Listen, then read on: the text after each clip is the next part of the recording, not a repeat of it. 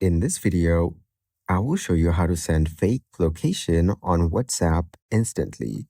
If you find this video helpful, please like and subscribe. Start by opening the WhatsApp application on your phone. As you can see, you are now in the WhatsApp chats page.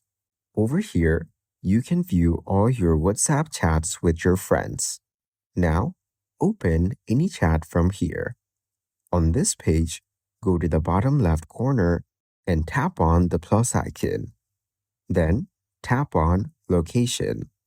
Using this option, you can share your location with your friends. Go to the search bar and enter the address of the location you want to share. And then, select the location you want from the suggestions below. You have now successfully shared the location in this chat. And that's it. You can now easily send fake location on WhatsApp instantly.